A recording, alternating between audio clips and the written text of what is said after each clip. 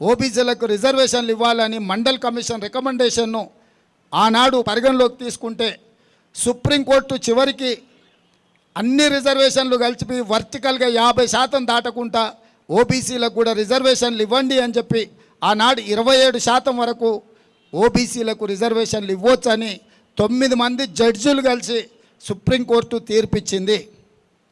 ఇవాళ SC ST రిజర్వేషన్లకు రాజ్యాంగబద్ధంగా రక్షణ ఉంది. ఓబీసీ రిజర్వేషన్లు కూడా 27% ఇవ్వడానికి కోర్టు అనుమతి ఉంది. ఇక్కడే భారతీయ జనతా పార్టీ కుట్ర చేస్తుంది. ఎస్సీ ఎస్టీలు ఓబీసీలు దేశంలో ఉన్న వాళ్ళు అప్రమత్తంగా ఉండాలి. ఆర్ఎస్ఎస్ యొక్క భావజాలము, బీజేపీ యొక్క విధానము ఈ దేశంలో ఉన్న రిజర్వేషన్లను రద్దు చేయడమే. భారతీయ జనతా పార్టీ ఆర్ఎస్ఎస్ యొక్క ఎజెండాను గతంలో అమలు చేసింది.